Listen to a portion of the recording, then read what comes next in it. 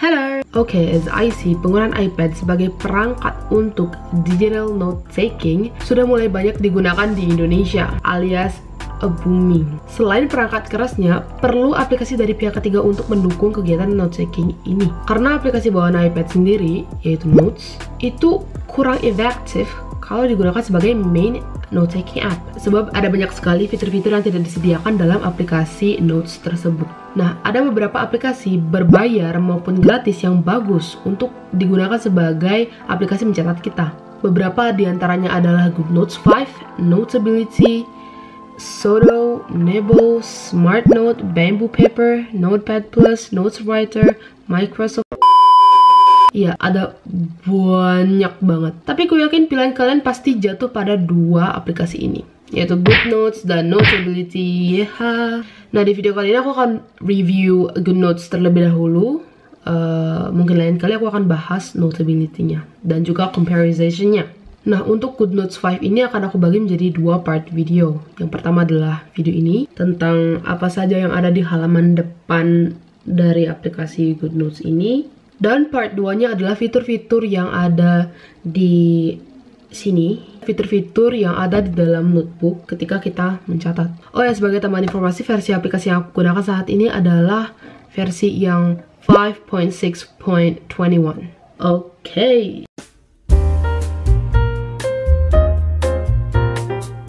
Di sini ada icon new. Di icon new ini disediakan beberapa fitur. Yang pertama adalah notebook. Nah, ketika kalian klik notebook, kalian akan dihadapkan dengan banyak pilihan jenis kertas yang sudah disediakan langsung dalam aplikasinya. Di sini ada warna. Jadi untuk warna, teman-teman bisa pilih kertas dengan white color, kertas putih biasa, atau yellow, mirip kertas novel yang agak kekuningan gitu, or black. Black ini cocok banget untuk kamu pecinta dark mode karena hitamnya itu bukan yang hitam pekat, tapi lebih ke abu-abu gitu.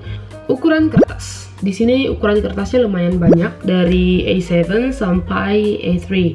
Dan juga ada 3 tambahan size, ada GoodNotes Standard, Letter, dan Tabloid.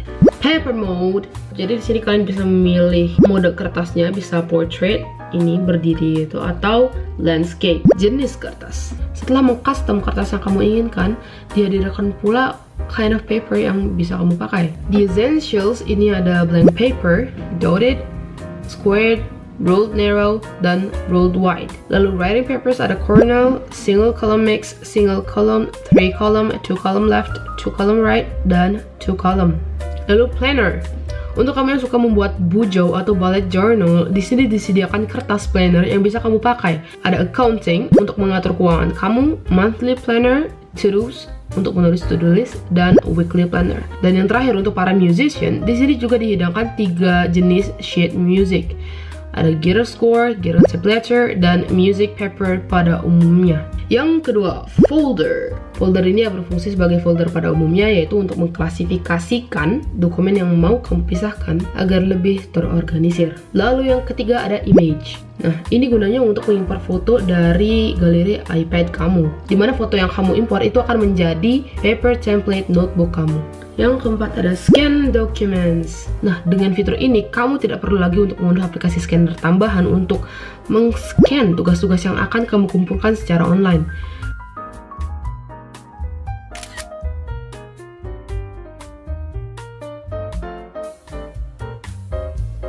Kamu juga bisa mengedit hasil scan-nya, mulai dari crop ulang, mengatur jenis scan-nya. Di sini ada color, grayscale, black and white, dan foto, hingga rotate untuk memutar hasil scan kamu. Yang kelima ada take photo. Pada dasarnya sama seperti fitur image tadi, tapi bedanya ini di foto langsung. Yang keenam adalah import. Sesuai namanya, fitur ini digunakan untuk mengimport dokumen. Selain dari iCloud Drive, teman-teman juga bisa mengimpor dokumen dari Documents, On My iPad, dan Google Drive. Documents itu aplikasi yang aku gunakan untuk mengunduh hal-hal yang tidak bisa aku unduh dari device iOS. Dan yang ketujuh ada Quick Note. Mirip dengan notebook biasa, hanya saja ketika membuka fitur ini, kamu akan langsung dibukakan dengan notebook baru tanpa harus memilih cover, paper, maupun menulis judulnya terlebih dahulu.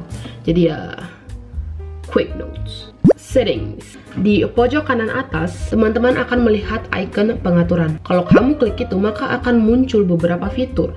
Yang pertama, Notebook Templates. Di fitur ini kamu bisa menggunakan template notebook yang sudah kamu buat sendiri atau kamu dapatkan dari internet. Misal, kamu ingin membuat bullet journal yang jenis kertasnya tidak ada dalam kertas bawaan GoodNotes. Kamu bisa mengimport kertasnya lewat fitur ini. Yang kedua adalah settings. Di dalam settings ada settings lagi. Di sini adalah pusat pengaturan tools notebook yang akan kamu pakai nantinya ketika mencatat.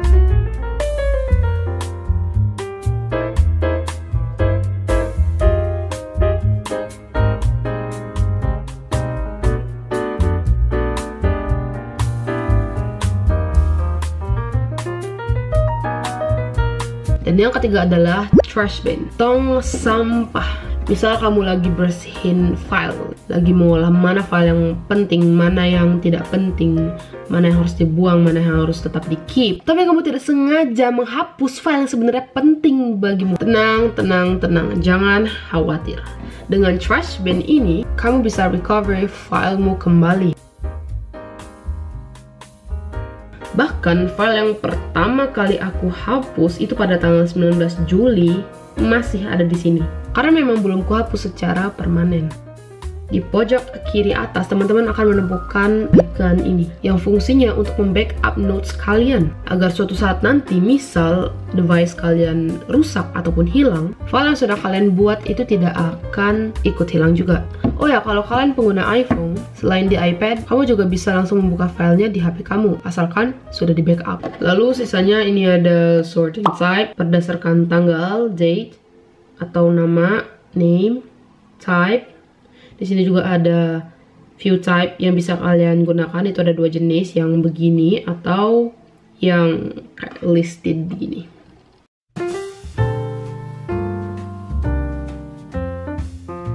Lalu di sebelah documents ini ada tombol search. Dengan fitur ini teman-teman bisa mencari tulisan atau teks dengan kata-kata. Maksudnya, oke, misal teman-teman ingin melihat rumus yang ada di sifat koligatif kembali, tapi teman-teman lupa di mana menaruh filenya, tapi lokasinya terlalu jauh, terlalu dalam untuk dicapai. Hanya untuk melihat sekedar satu atau dua rumus. Kalian bisa ketik kata kuncinya, yaitu titik beku, dan boom, boom, ada, ketemu. Rumusnya mana ya? Oke, ini dia. Itu. Oh ya, kenapa GoodNotes ini bisa mengenali tulisan tanganku juga? Karena dalam GoodNotes sendiri terdapat fitur yang namanya handwriting recognition. Sebenarnya sih fungsinya itu untuk mengubah tulisan tangan menjadi teks atau menjadi huruf yang diketik gitu. Tapi dengan adanya handwriting recognition, dia membantuku untuk mencari kata-kata walaupun kata itu aku tulis dalam tulisan tangan.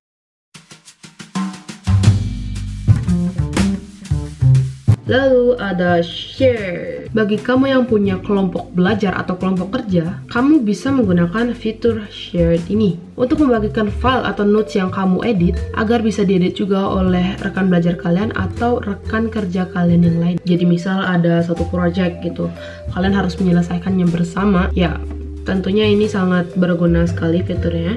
Mirip seperti Notion jadinya. Jadi tinggal bagi link dan kalian bisa kerja bareng di page itu.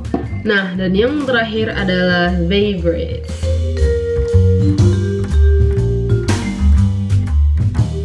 Favorites ini sebenarnya fiturnya mirip seperti bookmark. Jadi ya fungsinya untuk memfavoritkan file ataupun membatasi halaman file yang dirasa penting atau sering dibuka gitu. Oke, jadi sekian video part 1 ini. Maaf bila ada kata-kata atau kalimat yang kurang berkenan di hati teman-teman. Oh ya, kalau teman-teman ingin memberikan saran video, boleh banget. Bisa disampaikan lewat kolom komentar di bawah. Oke, sampai berjumpa lagi di part video berikutnya. Bye-bye.